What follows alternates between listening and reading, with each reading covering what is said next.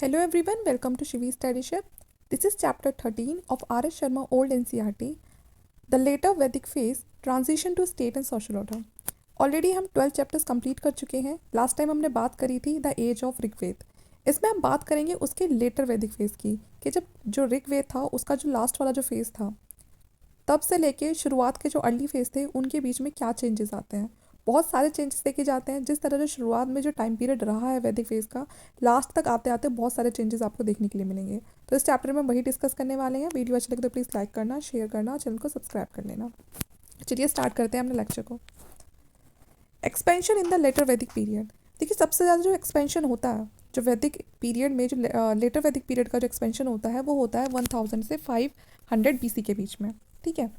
The history of the later Vedic period is based mainly on the Vedic text. ठीक है. तो जैसे ही हम किसी भी चीज़ को पढ़ते हैं इतिहास की, तो ज़्यादातर हम उस समय के जो लिखे हुए टेक्स्ट होते हैं उन्हीं पर रिलाई करते हैं. तो यहाँ पर भी हमें कुछ वैदिक टेक्स्ट मिलते हैं और जिनके बेसिस पे हम पूरा जो ऋग्वेद है या जो लेटर ऋग्वेदिक जो पीरियड है उसको पूरा कंपाइल करते हैं. द कलेक्शन ऑफ वैदिक हाइम्स और mantras are non as the संहिता. हमने लास्ट टाइम पढ़ा था कि ऋग्वेद के अंदर कुछ और नहीं बल्कि वैदिक हाइम्स जो उस समय वो जो मंत्र वगैरह होते थे वो लिखे होते थे. अब यहाँ पर जो कलेक्शन था उन वैदिक हाइम्स का या उन मंत्र का, उनको बोलते थे संहिता. Okay. And the Rigveda Samhita is the oldest Vedic text. और जो ये ऋग्वेद संहिता था ये सबसे पुराना वैदिक टेक्स्ट है. On the basis of which we have described the early Vedic age. और इन्हीं जो मंत्र है, ये जो हाइम्स है, इन्हीं के बेसिस पे हमने जो अर्ली वैदिक फेज था उसको पूरा डिस्क्राइब करा. और साथ में अब हम जो लेटर वैदिक पीरियड है उसको भी हम देखेंगे. For the purpose of recitation the prayer of the Rigveda were set to tune. अब देखिए पहले तो अगर हम वैदिक फेज था हमारा, उसके शुरुआती टाइम की बात करें तो वहाँ पर हमारे पास ये मंत्र वगैरह ज़रूर थे, लेकिन इनको बोलना कैसे है, इनको सुनाना कैसे है, वो सब नहीं पता था. अब लेटर वैदिक पीरियड में उसी चीज़ पे काम होगा. जो ऋग्वेद में जितने भी जो हाइम्स या प्रेयर्स लिखी हुई थी उनको एक ट्यून दी गई है, किस तरह से उनको बोला जाएगा. जैसे कि ऋग्वेद के अंदर हमको गायत्री मंत्र मिलता है, लेकिन उस गायत्री मंत्र को सुनाना कैसे है. जैसे कि हम उसको बोलते हैं ना, ओम भूर्भुवः स्वः तत्सवितुर्वरेण्यं भर्गो देवस्य धीमहि धियो यो नः प्रचोदयात्. तो जो ये लय आ रही है, जो ये ट्यून आ रही है, इसको बाद में कंपोज किया गया. मतलब इसको बाद में ऐसा सोचा गया कि इन मंत्रों का उच्चारण कैसे करना है. तो वो सब हमें मिलता है जो हमारा लेटर वैदिक फेज आता है. ठीक है. और इस मॉडिफाइड कलेक्शन को फिर लिखा गया सामवेद में. तो सामवेद में बहुत सारे आपको हाइम्स, बहुत सारे मंत्र ऐसे मिल जाएंगे जो ऑलरेडी ऋग्वेद में लिखे हुए थे, लेकिन उसी कलेक्शन को मॉडिफाई किया गया और वापस से फिर सामवेद में लिख दिया गया. ठीक है. In post Rigvedic time two other collection Yajurveda Samhita and the Atharvaveda Samhita were composed. बाद वाले टाइम में, ऋग्वेदिक टाइम में, जो पोस्ट ऋग्वेदिक टाइम था उसमें दो और कलेक्शन सामने आए, दो और वेद सामने आए, जिनमें से एक था यजुर्वेद और एक था अथर्वेद. जो यजुर्वेद था उसमें hymns contain not only hymns but also ritual to accompany there, है ना. तो उसमें ये बताया कि जो यजुर्वेद था उसमें सिर्फ हाइम्स ही नहीं बल्कि उससे जुड़े हुए जो रिचुअल, ठीक है ना, जो कैसे परफॉर्म करने हैं उन सब चीज़ों के बारे में बताया. और उस समय की कुछ सोशल और जो पॉलिटिकल लाइफ थी उसके बारे में भी बताया गया. बात करें अथर्ववेद की तो इसमें charm and spells to ward off the evil and the disease. तो इसमें थोड़ा जो जादू वगैरह की बात की गई कि किस तरह से जो बुराइयां हैं, बीमारियां हैं, वो जादू टोटका टोना जो होता है उसके बारे में बात की गई. कुछ मैजिक्स के बारे में बात की गई.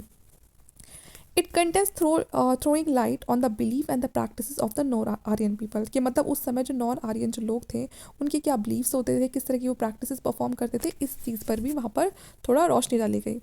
The Vedic Samhita were followed by the composition of a series of text known as the Brahmanas. ठीक है.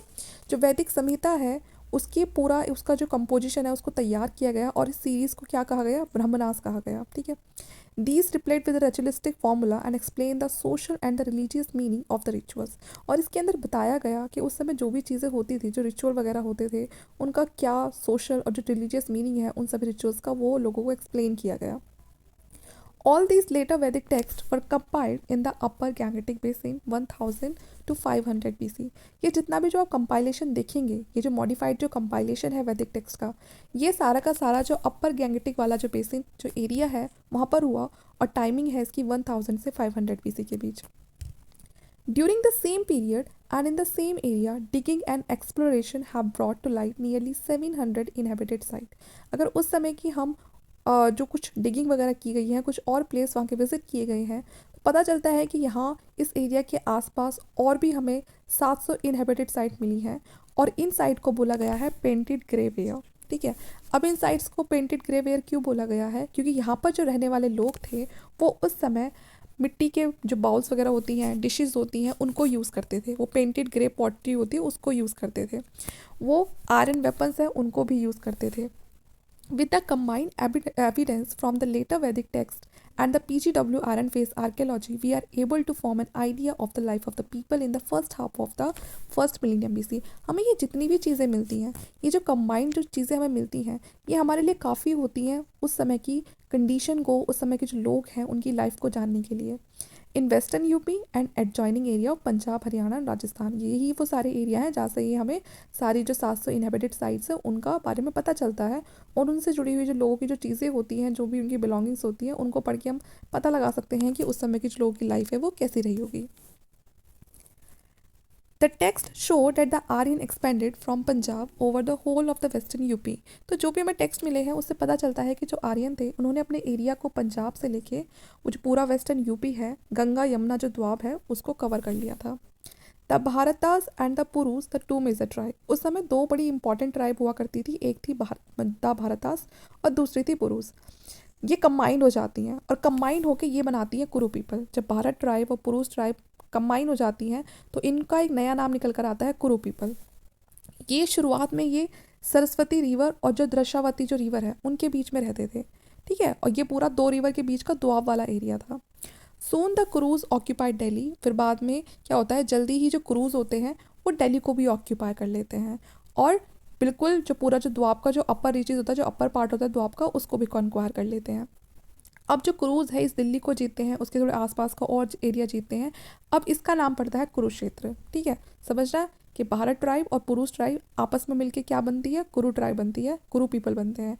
ये दोआब वाला जो एरिया होता है उस पर रूल करती हैं और दिल्ली को भी वो कॉन्क्वायर कर लेती हैं और यहाँ पर फिर नाम पड़ता है इस एरिया का कुरुक्षेत्र। ठीक है, the land of the Kurus. Gradually they coalesced with the people called the Panchala who occupied the central part of Doab. उसके बाद फिर ये किसके साथ मिल जाता है, जो पांचाल के जो लोग होते हैं। ठीक है, कुछ और लोगों के साथ मिल जाता है और फिर एक नाम बनता है पांचाल। अब इन्होंने जो द्वाब का जो सेंट्रल पार्ट था अब इन्होंने उसको भी ऑक्यूपाई कर लिया। द अथॉरिटी ऑफ द कुरु and the Panchal people spread over the Delhi.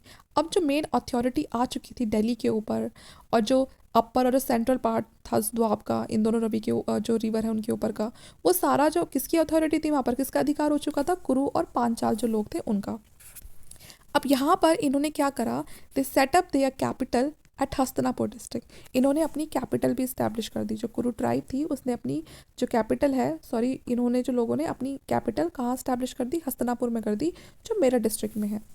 The history of the Kuru tribe is important for the battle of Bharat which is the principal theme of the great epic called the Mahabharata. अगर आपने महाभारत देखी होगी तो आपको पता होगा कि जो बैटल ऑफ भारत है वो कितनी इंपॉर्टेंट है। This war is suppose to have been fought around 950 BC between the Kaurava and the Pandavas. हम सबको पता है महाभारत में जो एक बहुत ही बड़ा युद्ध हुआ था वो किसके बीच में हुआ था, वो कौरव और पांडव जो थे उनके बीच में हुआ था। Since both of them belong to the Kuru clan. और ये दोनों ही जो कौरव और पांडव थे ये आपस में ये कज़न थे और ये एक ही क्लैन से बिलोंग करते थे, कुरु क्लैन से। ठीक है, कोई अलग अलग क्लैन के लोग भी नहीं थे, ये एक ही क्लैन से बिलोंग करते थे। As a result of virtually the whole of the Kuru clan was wiped out. और इससे क्या हुआ था, जब इन दोनों में लड़े थे ये, तो इससे बहुत सारे जो कुरु पीपल थे, जो पूरा कुरु क्लैन था उसमें से काफ़ी हद तक क्या हो चुका था, वो ख़त्म हो गया था। जब हम हस्तिनापुर को आज भी देखते हैं, वहाँ पर कुछ एक्सकवेशन किए जाते हैं, कम से कम 900 से 500 BC के अगर पीरियड का हम देखते हैं तो यहाँ पर हमारे सामने बहुत सारे सेटलमेंट्स आपको देखने के लिए मिलेंगी। ठीक है, तो उससे हमें पता चलता है उस समय की टाउन की जो लाइफ थी वो कैसी रही होगी। They do not however reflect the description of Hastinapur in the Mahabharata because the epic was finally compiled much later in about the 4th century AD। ठीक है, अब देखिए जो हमारे पास जो महाभारत लिखी हुई है, अगर हम एक तरह से रियलिटी को उससे जोड़ने की कोशिश करें तो दोनों में काफ़ी हम ये कह सकते हैं कि बहुत ज़्यादा सिमिलरिटी देखने के लिए नहीं मिलती है। क्योंकि जो महाभारत है, ये जो कहानी है, जो ये एक्टिविटी है, जो ये एक्ट है, ये लड़ाई का, ठीक है, ये बहुत पहले हुआ था हस्तिनापुर में। लेकिन जो महाभारत है वो बहुत बाद में लिखी गई है। हो सकता है आधी चीज़ें लोगों के दिमाग से निकल भी गई हों या लोग भूल गए हों। और जब कोई किसी स्टोरी को लिखता है तो बहुत सारी चीज़ें वो ऐसे लिखता है जिससे कि पढ़ने वालों को इंटरेस्ट आए। तो हो सकता है कि बहुत चीज़ें उस समय तक बदल चुकी थी और सिर्फ उनकी जो लाइफ है कि मतलब इतना सब कुछ नहीं हुआ हो, लेकिन जिससे कि इंटरेस्ट आए पढ़ने में, तो उस चीज़ को बहुत ही एक एडवांस वे में जाके लिखा हो। इन द लेटर वैदिक time people hardly know the use of the burn brick. देखिए जब लेटर वैदिक पीरियड था उस समय बहुत ही कम लोग थे, मतलब मुश्किल से ही जो लोग किसी बंड ब्रिक के यूज़ के बारे में जानते थे। ज़्यादातर जो मिलते हैं वो हमें मड स्ट्रक्चर मिलते हैं उस समय के हस्तिनापुर में भी, ठीक है, जो ज़्यादा टाइम तक नहीं चल सकते थे, ऐसे बने हुए होते हैं वो भी। From tradition we learn that Hastinapur was flooded. इसलिए हमें पता चलता है कि हस्तिनापुर में बाढ़ भी आ गई थी, और जैसे कि मैंने बताया कि हस्तिनापुर में जो घर थे वो कोई बहुत ज़्यादा लॉन्ग लास्टिंग नहीं बने हुए थे, तो इसलिए वो फ्लड में बहुत ही आसानी से बह गए होंगे। And the remnant of the Kuru clan move to the Kaushambi near Allahabad. और जो कुछ बच्चे कुछ जो लोग होंगे वो बाद में क्रू क्लैन को छोड़ के वो कहाँ चले गए, वो कुशाम्बी नियर इलाहाबाद, ठीक है ना, वो वहाँ पे जाके शिफ्ट हो गए। The Panchal kingdom which covered the modern district of Bareilly. उस समय जो पांचाल किंगडम था वो, अभी अगर हम प्रेजेंट बात करें तो वो कहाँ होगा, बरेली, बदायूं और फारुखाबाद, ये जो 3 जगह है उस टाइम पे यही पांचाल किंगडम बसा होता था। ये अपने फिलोसफर किंग्स के लिए और जो ब्रह्मना थियोलॉजी है उसके लिए बड़ा फेमस था ये। और इसके बारे में भी हमें जो लेटर वैदिक टेक्स्ट है वहीं से पता चलता है। अब आखिरी समय में क्या होता है, जो लेटर वैदिक पीरियड होता है उसके आखिरी समय में 500 BC के आसपास की बात करें तो वैदिक people spread in large number. तो जो वैदिक पीपल थे ये बहुत ही बड़े लार्ज नंबर पे, मतलब द्वाब के आसपास फैल चुके थे, ठीक है, स्प्रेड होते जा रहे थे। फ्रॉम ईस्ट, जो ईस्ट में जो कौशल था वहाँ से लेके ईस्टर्न यूपी तक, और विदेया इन द नॉर्थ बिहार तक, ठीक है।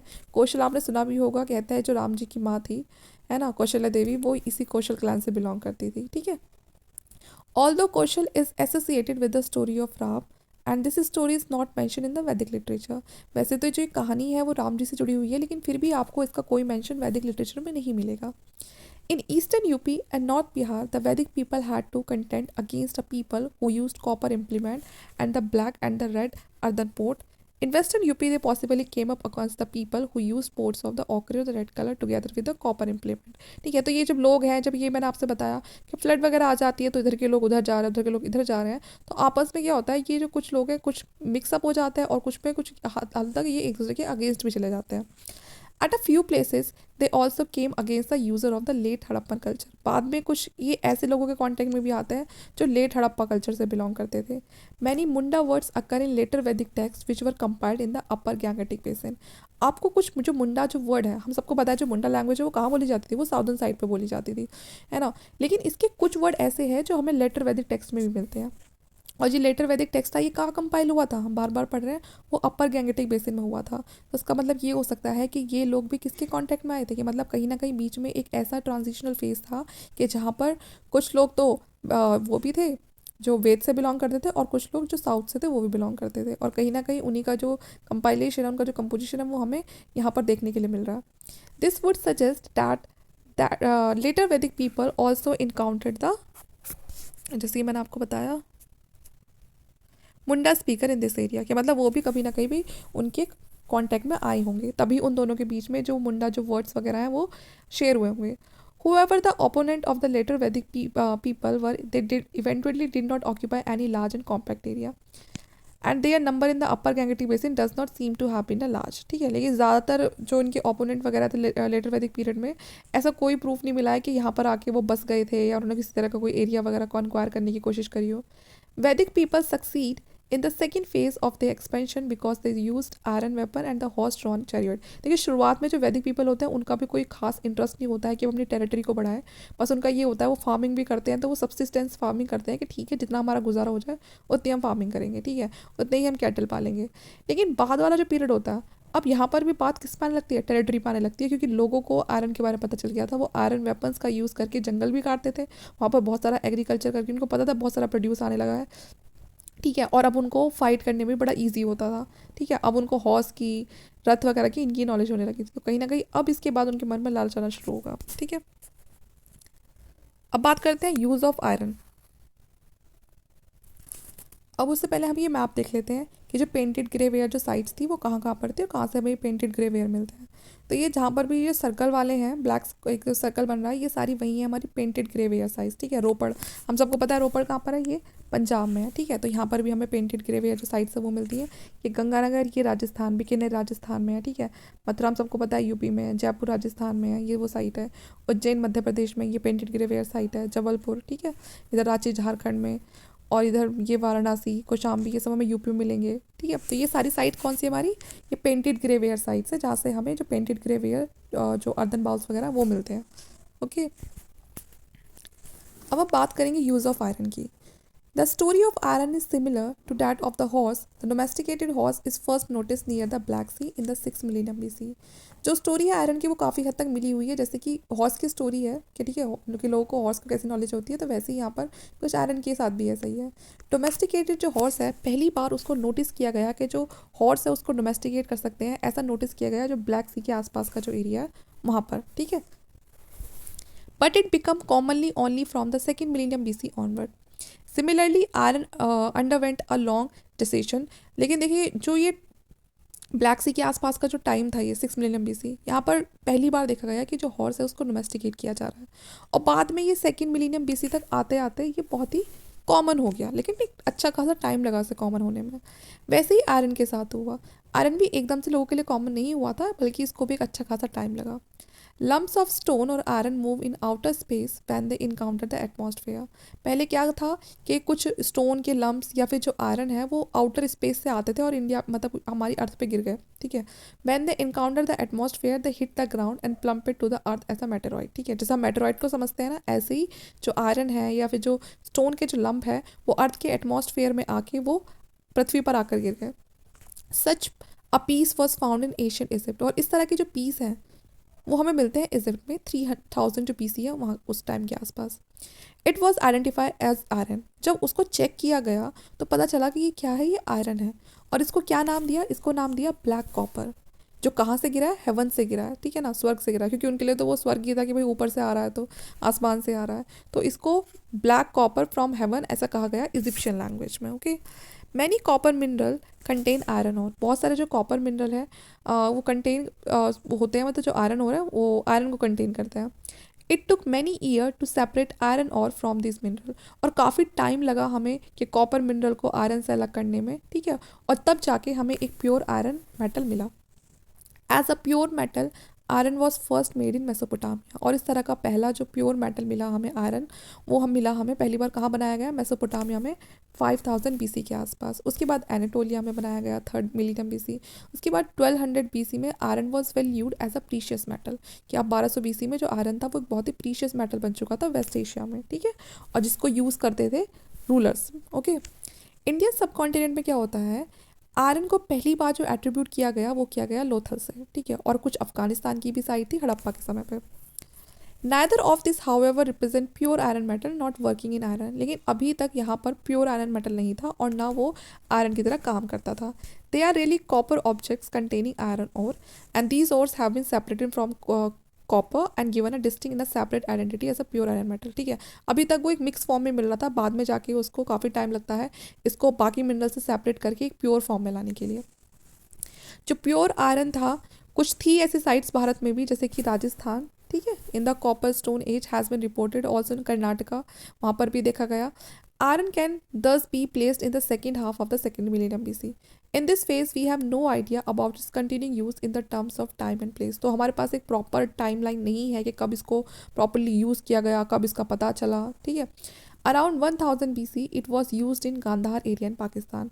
1000 BC के आसपास हमें पता चलता है कि इसे गांधार जो एरिया है पाकिस्तान में, वहाँ पर भी यूज़ किया जाने लगा। आयरन के जो इम्प्लीमेंट्स हैं वो हमें कुछ मिलते हैं, जो उस समय जो डेड बॉडीज़ थी उनके साथ उन आयरन के जो उनके इम्प्लीमेंट हुआ करते थे उनको भी उनके साथ दबा दिया करते थे। तो ऐसे ही कुछ हमें कुछ नंबर्स में ऐसी चीज़ें मिली हैं, और कहाँ से मिली है, ये बलूचिस्तान से मिली है। At about the same time iron was use in eastern Punjab. Bharat में भी जो पंजाब है वहाँ पर भी यूज़ हो रहा था, वेस्टर्न यूपी, मध्य प्रदेश, राजस्थान, इन सभी जगह पे इस समय हमें क्या देखा, जब हमने गांधार की बात करी है कि गांधार में पाकिस्तान में मिला है, तो हमें बाकी इंडिया में भी पंजाब, वेस्टर्न यूपी, मध्य प्रदेश, राजस्थान, यहाँ पर भी हमें कुछ एविडेंस मिले हैं। Excavation showed that iron weapons such as arrowhead and spearhead came to commonly used in western UP. ठीक है, कि कुछ हमें जो आयरन वेपन्स हैं जैसे कि एरोहेड्स हो गया, स्पेयर हेड्स हो गया, वो हमें वेस्टर्न यूपी में मिले हैं। तो इसका मतलब धीरे धीरे यूपी के अंदर भी क्या होता जा रहा है, आयरन वेपन्स यूज़ करते जा रहे हैं। ये बात है 800 BC की। With iron weapons, the Vedic people may have been defeated few adversaries that they may have faced in the upper portion of the द्वाप। ठीक है, तो बहुत सारे जो आयरन वेपन हैं वो हमें मिले हैं जो वैदिक पीपल थे, जिन्होंने क्या करते थे, जो वैदिक पीपल थे, कि मतलब हो सकता है कि जो आयरन वेपन है वो वैदिक पीपल के थे, जिससे उन्होंने और उनके जो आसपास के जो कुछ और जो लोग थे उनको हराया। ठीक है, उस द्वाप को जो मैंने बताया अपर पोर्शन था जो द्वाप का, उसको जीतने के लिए। The iron axe may have been use to clear the forest in the upper Gangetic basin. उस आयरन को यूज़ किया गया जो अपर गैंगेटिक बेसिन है, ठीक है ना, वहाँ से जंगल को हटाने के लिए। Because rainfall range from 35 centimetre to 65 and these forest may not have been very dense, क्योंकि यहाँ पर अभी जो रेनफॉल थी वो भी बहुत ज़्यादा नहीं थी और फॉरेस्ट भी बहुत ज़्यादा डेंस नहीं थे, तो ईजिली उनको काट दिया गया। Toward the end of the Vedic period knowledge of iron spread in eastern UP and Videha. ठीक है, अब ये देख लीजिए आखिरी टाइम तक जो वैदिक पीरियड का जो आखिरी जो एंड फेज चल रहा था, अब जो आयरन था उसकी नॉलेज काफ़ी हद तक फैल चुकी थी। जो अर्लीस्ट आयरन इम्प्लीमेंट थे उनको डिस्कवर किया गया है इनसाइड से 7th सेंचुरी BC के आसपास के हैं। And the metal itself is called the Shyam. तो यहाँ पर अब जो मेटल को क्या नाम दिया जाने लगा, श्याम या फिर कृष्ण अयास। ठीक है, ब्लैक मेटल को क्या बोलते हैं, कृष्ण अयास। तो ये नाम इनको किस में दिया हुआ है, अगर हम लेटर वैदिक टेक्स्ट पढ़ते हैं तो लेटर वैदिक टेक्स्ट में हमें आयरन का नाम मिलता है श्याम या फिर कृष्ण अयास। ठीक है, अब बात करते हैं एग्रीकल्चर की। तो हमें कुछ ही टूल्स मिलते हैं जो एग्रीकल्चर टूल्स होते हैं जो कि आयरन के बने हुए थे उस समय के। देखिए उस समय टाइम ऐसा था कि जो एग्रीकल्चर था वो कोई सी एक बहुत बड़े लेवल पे नहीं किया जाता था कि हमें उसका कोई सरप्लस इकट्ठा करना है या हमें कोई ट्रेड करना है उसमें, नहीं। वो उनका क्या होता है, सब्सिस्टेंस होता था कि बस कि हमें सब्सिस्टेंस फार्मिंग करनी है कि जो हमारे लिए सफिशिएंट हो, हमारे लिए इनफ हो। लेकिन बाद में क्या होता है, later Vedic text speaks of 6, 8, 12 and even 24 oxen yoke to the plough. लेकिन बाद की वैदिक टेक्स्ट में पता चलता है कि इतने इतने जो ऑक्स थे उनको प्लग में जोड़ा जाता था। This may be an exaggeration and the ploughing was done with the wooden plough share. लेकिन अभी भी जो प्लग शेयर जो यूज़ हो रहा था, जो हल यूज़ हो रहा था, वो किसका बना हुआ था, वो वुडन का बना हुआ था। ठीक है, which could function in the light soil of the upper Gangetic plain. जो ठीक था, खेत जोतने के लिए अच्छा था, लेकिन वो सिर्फ अपर गैंगेटिक जो प्लेन था जहाँ पर लाइट सॉइल थी, सिर्फ वहाँ के लिए वो सही था। Sufficient bullock could not have been available because of the cattle slaughter and sacrifice. उस समय बहुत ज़्यादा बुलक्स भी नहीं होते थे क्योंकि बहुत सारे सेक्रीफाइस किया जाते थे और उसमें उन कैटल को उनकी बलि दे दी जाती थी। Agriculture was there for primitive but there is no doubt about it wide prevalence. ठीक है, तो मतलब जो एग्रीकल्चर था वो बहुत पुराने ज़माने का था, अभी भी है ना, बहुत ही वही पुरानी टेक्निक्स यूज़ हो रही थी, लेकिन एक बड़े लेवल पे एग्रीकल्चर को किया जाने लगा था। The Shatapatha Brahmana speak at length about the ploughing rituals and according to ancient legend Janaka. मतलब बोलते हैं कि उस समय जो सतपथ जो ब्राह्मण है, एक टेक्स्ट है ये भी, उसमें बताया हुआ है प्लगिंग रिचुअल्स के बारे में बताया हुआ है। और ये बताया हुआ है कि पुराने टाइम में जो राजा भी होते थे, जैसे कि हम सब जानते हैं जो सीता जी हैं उनके जो फादर थे जनक, ठीक है ना, जो किंग ऑफ विद्या जिनको बोला गया है, सीता जी के फादर, वो भी क्या करते थे, प्लग को चलाते थे उस समय। और हम पता है कि उस समय तभी उनको जो सीता माँ थी वो एक घड़े से मिली थी। तो वो टाइम ऐसा था कि उस समय जो राजा या प्रिंस होते थे वो भी बिल्कुल हेजिटेट नहीं करते थे इस तरह से खेती बाड़ी करने में।